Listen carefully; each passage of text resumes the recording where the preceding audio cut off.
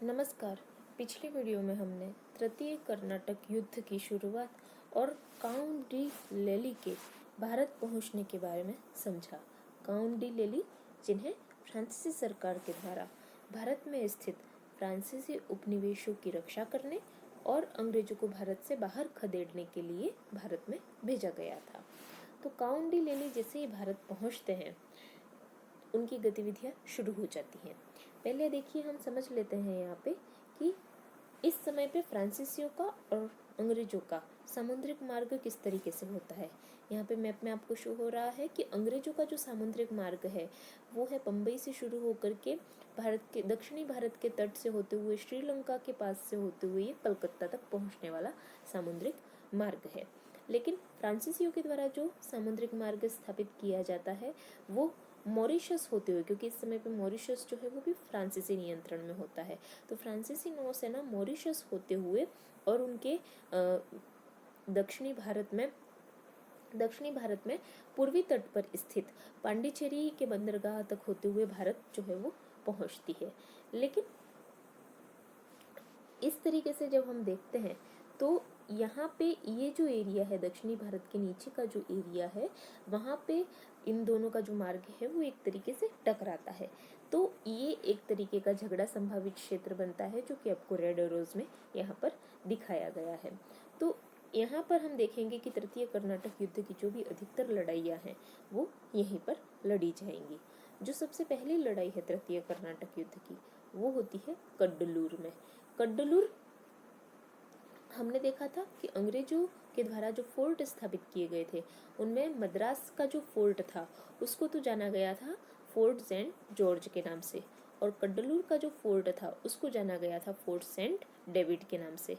तो इस समय पे जो आक्रमण हो रहा है वो कड्डलूर पर हो रहा है 14 मई 1758 ईस्वी को। काउंट डी लेली जब भारत पहुंचते हैं तो उस समय पे फ्रांसीसी नौसेनापति होते हैं काउंट डी एक। तो काउंट डी एक की सहायता लेते हैं काउंट डी लेली, और उनकी सहायता से वो यहाँ पर कार्य करने की कोशिश करते हैं। वो आते ही सेंट डेविड के किले यानी कड्डलूर पर आक्रमण कर लेते हैं और उस पर अधिकार करने में भी वो सफल हो जाते हैं। लेली का, क्योंकि बहुत महत्वाकांक्षी होते हैं लेली, और उन्हें उन्हीं उद्देश्यों के साथ भेजा गया है जैसे कि अंग्रेजों को भारत से बाहर निकाल देना, तो इसलिए उनका इरादा होता है अंग्रेजों के मेन फोर्ट सेंट जॉर्ज पर अधिकार करने का। तो फोर्ट सेंट जॉर्ज पर वो अधिकार करने की कोशिश करते हैं, लेकिन काउंट डी एक उनको सहयोग नहीं करते हैं, तो इस वजह से वो मद्रास पर आक्रमण नहीं कर पाते हैं। लेकिन इसके बदले में वो क्या करते हैं, तंजौर पर आक्रमण करते हैं, और तंजौर पर आक्रमण करने का जो मुख्य उद्देश्य होता है वो होता है धन प्राप्त करना, ताकि फ्रांसीसी सेना जो है वो अंग्रेजों के खिलाफ इस युद्ध में लड़ सके। लेकिन जब ये तंजौर पर घेरा डालते हैं, यहाँ पे आप पिक्चर में देख पा रहे हैं तंजौर को, तो तंजौर पर जब घेरा डालते हैं तो वहाँ पर अंग्रेजी सेना तंजौर पहुंच जाती है, तो इस वजह से ये अपने मंसूबों में सफल नहीं हो पाते हैं और इन्हें तंजौर का घेरा जो है वो उठाना पड़ता है। तो तंजौर पर ये नहीं घेरा कर पाते हैं, लेकिन फिर भी लेली की जो महत्वाकांक्षाएं हैं वो ख़त्म नहीं होती हैं, और दिसंबर 1758 में लेली जो है वो मद्रास के फोर्ट सेंट जॉर्ज की घेराबंदी आरंभ कर देते हैं। वो अपनी सहायता के लिए हैदराबाद में तैनात डी बूसी को भी बुला लेते हैं।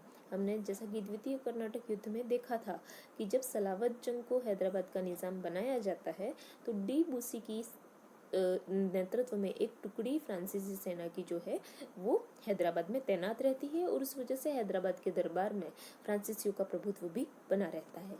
लेकिन जैसे ही लेली के द्वारा डी बूसी को हैदराबाद से बुला लिया जाता है तो वहाँ पर फ्रांसीसी प्रभाव जो है वो खत्म हो जाता है। मद्रास पर घेरा तो डाल दिया जाता है, लेकिन उस पर अधिकार नहीं कर पाते हैं फ्रांसीसी, तो इस वजह से लेली को वहाँ से 1759 में हटना पड़ता है, जिसकी वजह से फ्रांसीसियों की हालत जो है वो और ज़्यादा खराब हो जाती है। इसके बाद अंग्रेज जो है वो मछलीपट्टनम पर अधिकार करने की कोशिश करते हैं। मछलीपट्टनम जो है वो एक्चुअली फ्रांसीसी अड्डा होता है, तो यहाँ पे अंग्रेज जो है वो अधिकार करने की कोशिश कर रहे हैं, और अंग्रेजी सेना की सहायता के लिए रॉबर्ट क्लाइव जो है वो बंगाल से सेना भेज देते हैं, जिसकी वजह से अंग्रेज 1 महीने में ही मछलीपट्टनम को अधिकृत कर लेते हैं। मछलीपट्टनम जैसे ही अधिकृत हो जाता है अंग्रेजों के द्वारा, तो हैदराबाद के निज़ाम सलावत जंग को अंग्रेजों से संधि करनी पड़ती है। यही सलावत जंग पहले फ्रांसीसियों के प्रभुत्व में थे, उनके प्रभाव में थे, लेकिन अब सलावत जंग जो है वो अंग्रेजों से संधि करते हैं और उसकी वजह से उत्तरी सरकार का जो तट है, ये उत्तरी सरकार का जो तट है, वो जो कि द्वितीय कर्नाटक युद्ध के बाद फ्रांसीसी प्रभाव का क्षेत्र था, वो अब ब्रिटिश प्रभाव का क्षेत्र बन जाता है। वहाँ पर अंग्रेजों का नियंत्रण जो है वो स्थापित हो जाता है। तो अंग्रेजों का नियंत्रण जैसे ही यहाँ स्थापित होता है, तो उसके बाद यहाँ पर एक तरीके से फ्रांसीसी प्रभाव क्योंकि खत्म हो ही चुका है, तो फ्रांसीसियों की हालत जैसे कि हम देख रहे हैं, कड्डलूर पर उन्होंने घेरा डाला, फोर्ट सेंट डेविड पर अधिकार तो कर लिया, लेकिन तंजौर पर जैसे वो अधिकार नहीं कर पाए, मद्रास पर भी वो अधिकार नहीं कर पाए, और उन्हें अपनी जो फैक्ट्री है, अपना जो अड्डा है मछलीपट्टनम, उससे भी हाथ धोना पड़ा। क्योंकि हम देखते हैं कि ये जो युद्ध इस समय पर लड़ा जा रहा है, वो लड़ा जा रहा है 1758-59 में, और इसी समय पर हमें ध्यान है कि 1757 में प्लासी का युद्ध हो चुका है और बंगाल में अंग्रेज जो हैं वो बंगाल के नवाब को हरा करके एकदम लीडिंग पोजीशन में है। बंगाल से उन्हें बहुत सारी आर्थिक सहायता भी उपलब्ध हो चुकी है और उनकी नेवी जो है वो भी फ्रांसीसी नेवी के कंपैरिजन में बहुत ज़्यादा पावरफुल है। तो बंगाल से जो प्राप्त सहायता है और रॉबर्ट क्लाइव जो बंगाल से सेना भेज रहे हैं, उसकी वजह से फ्रांसीसी जो हैं वो अंग्रेजों के सामने नहीं टिक पाते हैं। लेकिन इनकी एक खराब स्थिति का कारण ये भी होता है कि इनके जो अधिकारी हैं उनमें मतभेद होता है।